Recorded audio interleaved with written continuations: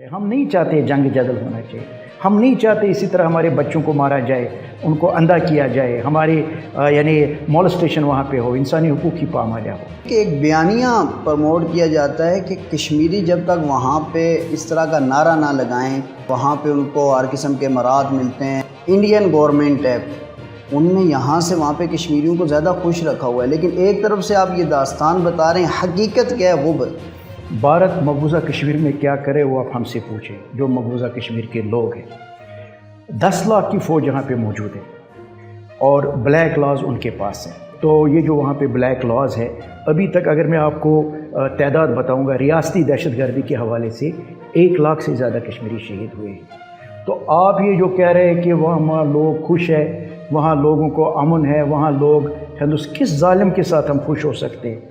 इस खित्ते के अंदर ऐसी क्या चीज़ है? भारत, इसराइल, दीगर बहुत से लोग यहाँ पे नज़रें जमा के रखें, कौन सा सोना रखा हुआ है आखिर इसके अंदर? आप खुशकिस्मत है, ये जो आज़ादी है ना, इसको गनीमत समझो, आपको नहीं पता है, ठीक है? ये ऐसे ऐसे लग रहा है दूर से, इसको कहते हैं हम कश्मीरी में दो हाथ से पकड़ना। हम हिंदुस्तान और पाकिस्तान जो है एक ही बैलेंस में नहीं तोड़ सकते हैं। हिंदुस्तान जालिम है, जाबिर है, यानी ये काबिज़ है। समाज चैनल, आवाज़ वो जो आप सुनना चाहते हैं। अस्सलाम वालेकुम रहमतुल्लाहि व बरकातहू। दिस इज़ मी राजा ताबिश हैदरी, आप देख रहे हैं समाज चैनल।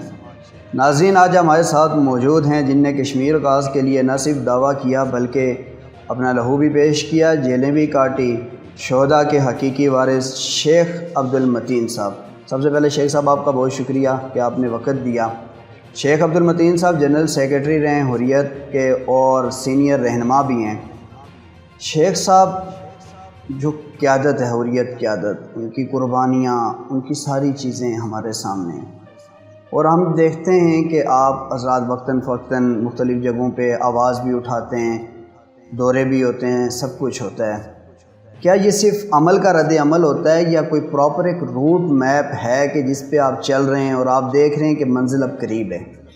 बिस्मिल्लाहिर्रहमानिर्रहीम। राजा साहब, पहले आपका शुक्रिया और ख़ास कर आपकी चैनल समात का, क्योंकि आपने मुझे मौका दिया है ताकि हम कश्मीर के हवाले से उन मज़लूमों की जो दादरसी है या उन पे बात करेंगे। जहाँ तक आपका सवाल का ताल्लुक़ है कुल जमाती हुर्रियत कॉन्फ्रेंस के हवाले से, कुल जमाती हुर्रियत कॉन्फ्रेंस जो है इट इज़ अ प्लेटफार्म, ठीक है, एक अम्ब्रेला है या छतरी जिसको हम कहेंगे मुख्तलिफ़ ऑर्गेनाइजेशनों की। तो इसका जो काम है हुर्रियत कॉन्फ्रेंस का, वो इसका सियासी एक काम है। यानी कश्मीर का जो अगर हम मसले को लेंगे, इसके बहुत सारे डिफरेंट काम हैं। जो सियासी शोबा है वो हुर्रियत कॉन्फ्रेंस ने संभाला है। और जब हुर्रियत कॉन्फ्रेंस का नाम आएगा तो हमारे वेटरन लीडर जो रहे हैं सईद अली शाह गिलानी साहब मरहूम, तो वो आपके जहन में होगा किस तरह उनकी कुर्बानियाँ रही है और किस तरह उनकी जदोजहद रही है। ना वो झुके, ना थके, ना रुके, बल्कि मुसलसल कंटिन्यूसली अपने मौक़िफ़ पे डटे रहे।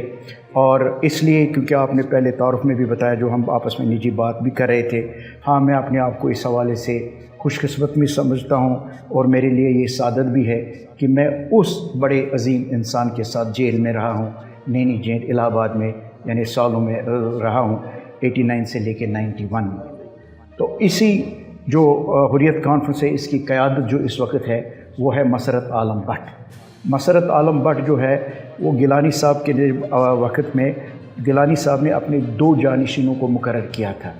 एक था मोहम्मद अशरफ सहराई, जिसको हम शहीद मोहम्मद अशरफ सहराई कहते हैं।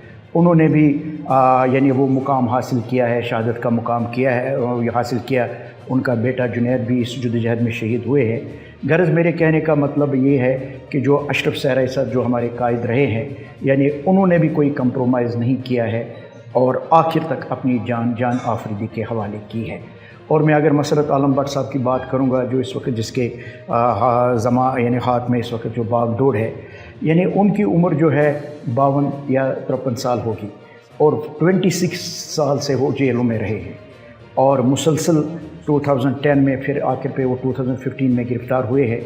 तो उसके बाद वो अभी तक गिरफ़्तार ही है। और कहाँ पे गिरफ़्तार है वो है यानी ये जो बदनाना ज़माना जेल है, जिसको तिहाड़ जेल कहते हैं, उसमें वो कैद है। न सिर्फ मेरे मसरत आलम भट्ट साहब, अगर हम हुर्रियत कॉन्फ्रेंस की बात करेंगे तो मेरा कायद जो है शबीर अहमद शाह साहब जो है, मेरे कायद जो है यासीन मलिक साहब जो है, यानी हमारी बहनें जो है यानी आसिया बाजी, नाहिद बाजी और भी 32 ख़वातीन जो हमारे इसी तरह जो है जेलों में है, यानी हमीद फ़याज़ साहब है, मुश्ताकुल इस्लाम साहब है, नईमुल हक साहब है, शाहिदुल इस्लाम साहब है, अयाज़ अकबर साहब है, परा साहब है, तो यानी एक हयात साहब है, यानी ये सब जो लोग हैं जो क़यादत है वो जेलों में है। अच्छा, जिस तरह आपने इतनी लंबी एक दास्तान छेड़ी है, मेरे ख्याल में आप बोलते जाएं तो ये एक लाइन है बिल्कुल, लेकिन दूसरी तरफ हम देखते हैं कि एक बयानिया प्रमोट किया जाता है कि कश्मीरी जब तक वहाँ पे इस तरह का नारा ना लगाएं तो वहाँ पे तो उनको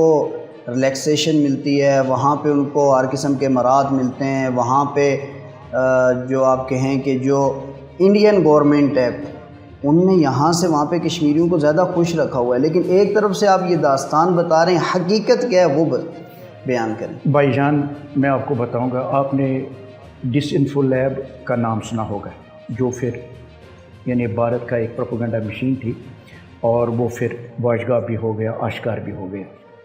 भारत मकबूजा कश्मीर में क्या करे वो आप हमसे पूछें, जो मकबूजा कश्मीर के लोग हैं। 10 लाख की फ़ौज यहाँ पे मौजूद है और ब्लैक लॉज उनके पास हैं, ठीक है। उसके अलावा जो 5 अगस्त का उन्होंने इक़दाम किया है, जो कुछ रियासती यानी कि कुछ हुकूक थे उनको भी उन्होंने सलब किया है, वो यूनियन टेरिटरी को इसको बनाया है। यानी अगर 5 अगस्त से पहले की बात करेंगे, जो इंसानी हुकूक की वहाँ पामालियाँ हो रही थी, जबर था, जुल्म था या मोलेस्टेशन था, यानी उसमें 5 अगस्त के बाद डबल इजाफा हुआ है।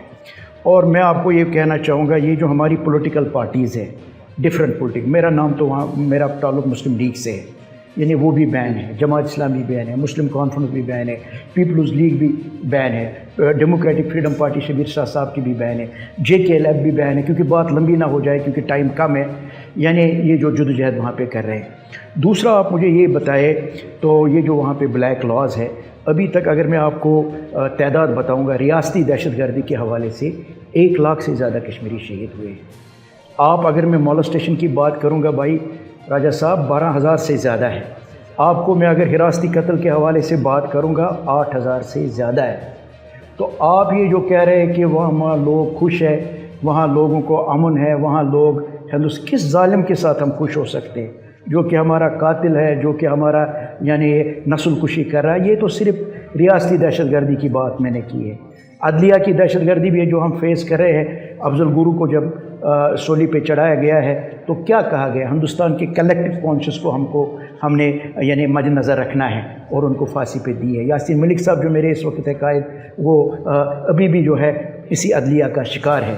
तो इसी तरह शबीर अहमद शाह साहब की सेहत के हवाले से मेरे जो चेयरमैन हैं मसरत आलम भट्ट साहब, 37 दफ़ा उनको पब्लिक सेफ्टी एक्ट लगा है और वो कॉश हुआ है, एक दरवाजे से उसको छोड़ते हैं, दूसरे दराज से फिर गिरफ़्तार करते हैं। अच्छा, इसलिए ये बात मैं ज़रूरी कह रहा हूँ।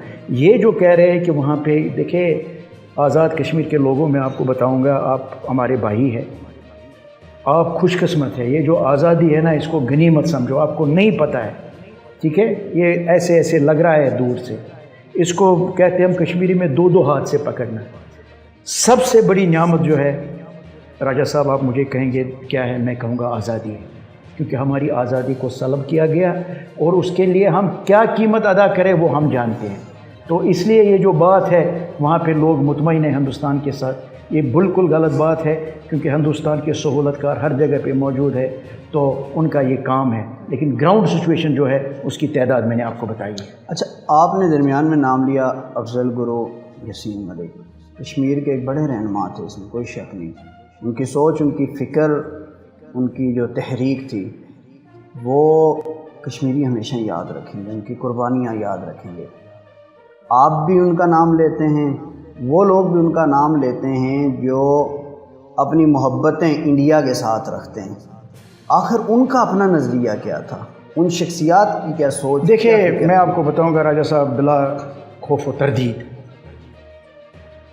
अगर इन शख्सियात का आपने नाम किया है और वो कहते वो भी इनका नाम लेते हैं तो ये गलत है।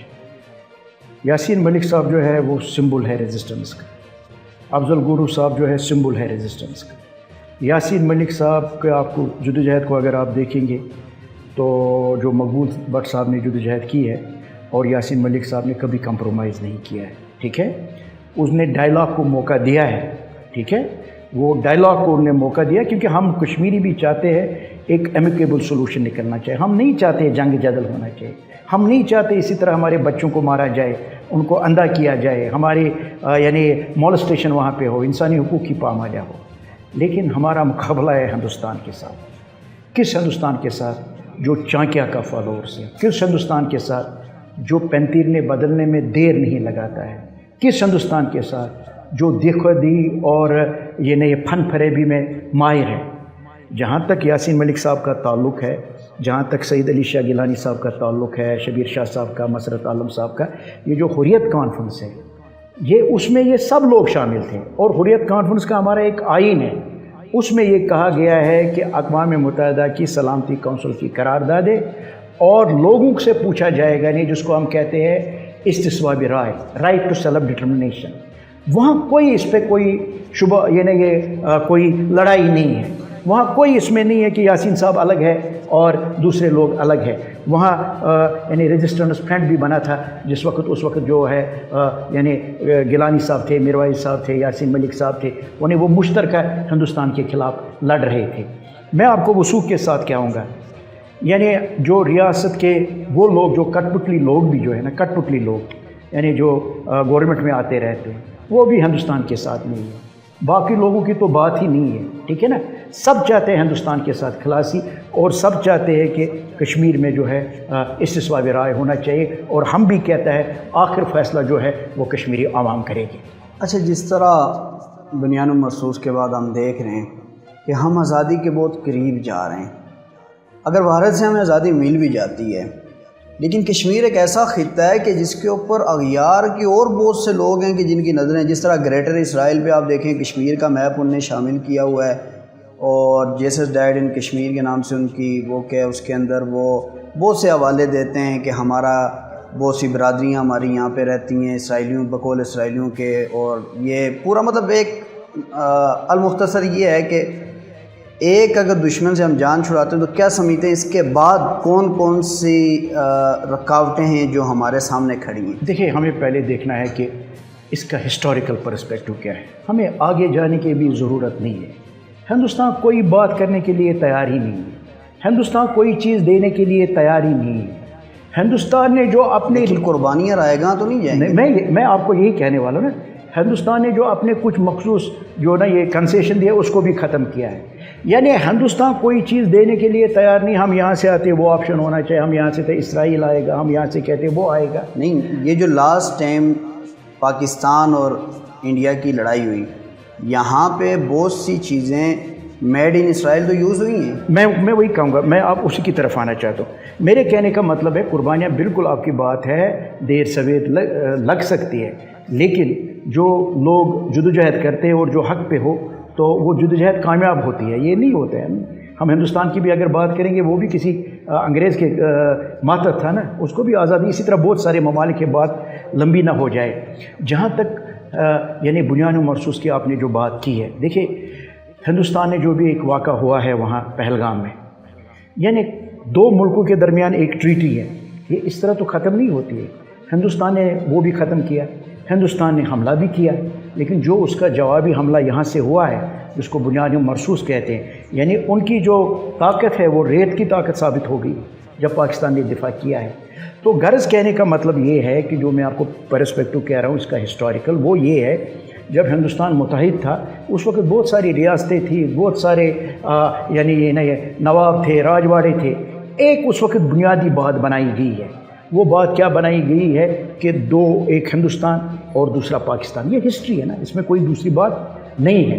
اس وقت لوگوں نے اس وقت کے لوگ جو یہ تھے، اس وقت کے جو ہم بادشاہ کہیں گے یا جن کے ذمہ کوئی ریاست تھی، انہوں نے چاہا تھا ہم اپنے آپ کو علیحدہ رکھیں، لیکن وہ پلان نہیں چلا. ان کو پھر بلکہ دو ہی راستے دیں گے، یا ہندوستان یا پاکستان. اس وقت بھی جس بنیاد پہ ڈویژن ہوا تھا وہ یہ تھا کہ لوگ جہاں پہ میجارٹی میں ہوں گے اسی طرف وہ جائیں گے. ٹھیک ہے نا. اگر لوگوں کی میجارٹی غیر مسلم ہے تو وہ ہندوستان ہوگا، اگر میجارٹی مسلمانوں کے تو وہ پاکستان ہوگا۔ لیکن یہ بھی بتایا گیا اگر کوئی ان کا حکمران جو ہے، اگر غیر مسلم یا مسلمان حکمران ہوگا لیکن جو میجارٹی ہوگی اس طرف ہوگا۔ لیکن حیدرآباد دکن میں جو ہے وہاں پہ جو تھا مسلمان حکمران تھا، لیکن میجارٹی کن کی تھی؟ ہندو کی تھی۔ وہ علاقہ کن کو دیا گیا؟ وہ ہندوستان کو دیا گیا، ٹھیک ہے۔ جوناگڑھ جو ہے، مناور جو ہے، ٹھیک ہے نا، یہاں پہ تھا مہاراجا، وہ تھا یہ غیر مسلم، تو یہاں پہ بھی وہی اصول ہونا چاہیے تھا نا، ٹھیک ہے۔ یہاں پہ یہ اصول نہیں، یعنی اس کا مطلب ہے جب پارٹیشن ہوا اس وقت بھی جو ڈنڈی ماری گئی ہے، اس وقت بھی جو ہے ہمارے ساتھ سازش کی گئی تھی، لیکن اگر یہ اس وقت فیصلہ ہوا ہوتا تو یہ اسی وقت ہو جاتا۔ اب ایک اور بات میں بتانا کو چاہوں گا، یعنی ہم اسی لیے اقوام متحدہ کی قراردادیں کہتے ہیں بار بار، سلامتی کونسل کی، اگر ہم وہ نہیں کہیں گے تو ہمارے پاس کیا ہے جدوجہد کرنے کا، ٹھیک ہے۔ یا پھر بات چیت جب ٹیبل پہ ہوتی ہے پھر بیٹھتے ہیں، پھر کہتے ہیں یار یہ پاسبل نہیں ہے، یہ پاسبل ہے، یہ پاسبل، وہ پھر تب ہے جب ہندوستان پہلے یہ مانے یہ متنازع ہے۔ دوسرا، جہاں تک پاکستان کا تعلق ہے، اس نے یہ بھی بتایا ہے کہ اگر کشمیری اپنے آپ کو وابستہ کریں گے پاکستان کے ساتھ، اس کے بعد بھی پاکستان کا آرٹیکل ہے کہ 256، اس کے بعد بھی ان سے پوچھا جائے گا وہ کس طرح چاہتے ہیں، کیا چاہتے ہیں، کس طرح تعلقات رکھنے چاہتے ہیں۔ غرض راجہ صاحب میرے کہنے کا ہے، ہم ہندوستان اور پاکستان جو ہے ایک ہی بیلنس میں نہیں توڑ سکتے ہیں۔ ہندوستان ظالم ہے، جابر ہے، یعنی یہ قابض ہے۔ پاکستان کے حکمرانوں سے ہمارے بھی وقتاً فوقتاً اختلاف ہوئے ہیں، حکمرانوں میں کمزوریاں آئی ہے، کمزوریاں نہ آئی ہوتی تو آج تک مسئلہ حل کیوں نہیں ہوا ہے۔ لیکن جہاں تک عوام کا اور کشمیریوں کا تعلق ہے، ان کی دل کی دھڑکنیں آپس میں بتائیں آخر اس خطے کے اندر ایسی کیا چیز ہے، بھارت، اسرائیل، دیگر بہت سے لوگ یہاں پہ نظریں جما کے رکھیں، کون سا سونا رکھا ہوا ہے آخر اس کے اندر؟ دیکھیں نظریں تو ہے ان کی، کیونکہ دیکھیں ابھی جو ہے چین بھی جو ہے ایک سپر پاور ہے، ٹھیک ہے نا۔ اصل بات یہی ہے، انفارچونیٹلی یہ جو کشمیر کا ہمارا مسئلہ حل نہیں ہوا ہے، اس میں جو اکنامیکل انٹرسٹز آتے ہیں اور جیو پولیٹیکل جو انٹرسٹز آتے ہیں، ٹھیک ہے نا، یہ آڑے آتے ہیں۔ یعنی یہ چاہتے ہیں کہ ہم کوئی کالونی یہاں پہ بنائے، کشمیر کا اس طرح کا مسئلے کا حل ہو جہاں پہ اور بھی پاورز آ جائیں۔ اسی لیے جو قدرتی بات ہے، چائنا کے اپنے کنسرن ہے، امریکہ کے اپنا وہ چاہتا ہے ہم اس طرح، امریکہ تو ان سب کا، ہاں مطلب وہ اس طرح، لیکن دیکھیں پاور جو ہے نا، میں آپ کو راجہ صاحب بتا رہا ہوں یونیپولر ہے وہ، لیکن یہ ضروری نہیں ہے، اس سے پہلے بھی کوئی اور طاقت تھی، ٹھیک ہے۔ اگر آپ نے پیریٹی اور مساوات کے ساتھ نہیں چلیں گے، اگر آپ اسی طرح چلیں گے جو آپ چاہتے ہیں، تو وقت لگ سکتا ہے، لیکن وہ پاور اس طرح نہیں رہ سکتا۔ رائشہ پاور نہیں تھا، ابھی ہے۔ تو اس کا مطلب ہے جہاں تک کشمیریوں کی جو ہم سمپلی کہتے ہیں، ہم بھی نہیں چاہتے تنازع، ہم بھی نہیں چاہتے مسئلوں مسائل میں زیادہ پڑھنا، ہم سمپلی کہتے ہیں یار ہم اتنے سالوں سے لڑ رہے ہیں، ہمارا جو ہے اقوام متحدہ کی قراردادوں کے میں ہمیں فیصلہ کا حق دیا جائے، سمپل سا ہمارا یہ ہے، ٹھیک ہے نا۔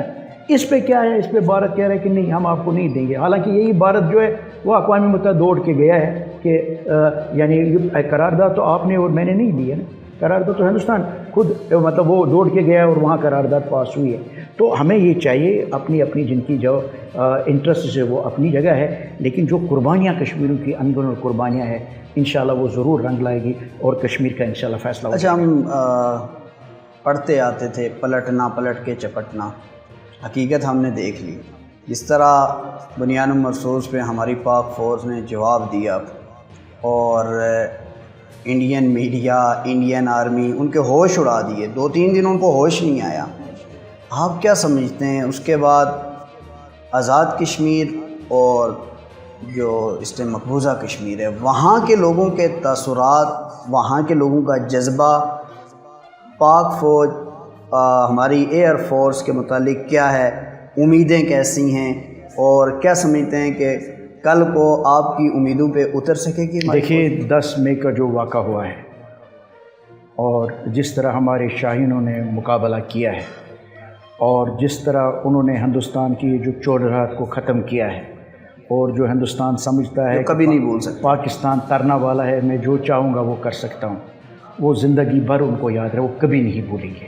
تو اس لیے ہم اپنے یعنی شاہینوں کو، پاک فوج کو، چاہے وہ یہ بحری ہے یا بری ہے یا جو ہوائی ہے، سلام پیش کرتے ہیں، اور خاص کر جو تقریر سپہ سالار نے کیا ہے، ٹھیک ہے نا، اس سے پہلے جو اس نے بتایا کہ اصل میں دیکھنا ہے کہ پاکستان کس وجود سے، یعنی کس بنیاد پہ وجود میں آیا ہے، اور جو اس نے واضح طور پہ بتایا ہے اور پھر جو ان نے پریکٹیکلی ہندوستان کو جواب دیا ہے اور ان کو پتہ چلا ہے کہ پاکستان جو ہے ایک بہت بڑی طاقت ہے، تو اور اگر پاکستان نے ان کو یہ موقع نہ دیا تو میں سمجھتا، کیونکہ جلدی جلدی امریکہ بھی آیا، وہ بھی آیا، تو پھر قدرتی بات ہے ممالکوں کو بہت ساری چیزیں ہوتی ہے، تو ہندوستان کو پتہ چلا کہ نہیں، جو پاکستان ہے وہ کسی سے کم نہیں ہے، تو اس لیے ہم تمام ان جو شہید ہوئے ہیں ان کو سلام پیش کرتے ہیں، اور ان کی اس وجہ سے کشمیریوں میں بھی حوصلہ بڑھا ہے، اور خاص کر مقبوضہ کشمیر کے عوام میں بہت زیادہ حوصلہ بڑھ گیا ہے، گرچہ وہاں پہ آج کل بہت زیادہ پابندیاں ہیں، یعنی وہاں بات کرنے پہ بھی پابندی ہے، ہماری پراپرٹی کو کنفسکیٹ کیا جاتا ہے، مطلب ہماری جان محفوظ نہیں ہے، بلکہ اگر میں آپ کو کہوں گا ہمارا ایمان بھی محفوظ نہیں ہے، غلط نہیں ہوگا، لیکن اس کے باوجود جو یہ اقدام پاکستان نے کیا ہے، اس لیے ہمارے لیے، میں آپ کو ایک راجہ صاحب یہ بھی بات ہوں، ہمارے لیے کوئی پولیٹیکل پارٹی ہماری نہیں ہے یہاں پہ، پاکستان کی سب پولیٹیکل پارٹی، مذہبی پارٹی ہمارے لیے سب ایک جیسے ہیں۔ جزاک اللہ شیخ عبد المتین صاحب، آپ نے اپنا قیمتی وقت دیا۔ ناظرین، آپ نے سنا کشمیریوں کی امیدیں پاک فوج سے ہیں، اور پاک فوج نے ہمیشہ قربانیوں کی داستان رقم کی ہے۔ آج بھی کشمیری اپنی فوج کے ساتھ کھڑے ہیں، بنیاد مرصوص ہو یا اس سے پہلے جتنے بھی جوابی کارروائی ہوں، یہ کشمیریوں کے حوصلے ہی نہ صرف بلند کرتی ہیں بلکہ ان کے دلوں میں ایک ایسی امید پیدا کرتی ہیں کہ انشاءاللہ کشمیر جلد ایک اسلامی ریاست بنے گا اور کشمیر بنے گا پاکستان۔ سماعت چینل، آواز وہ جو آپ سننا چاہتے ہیں۔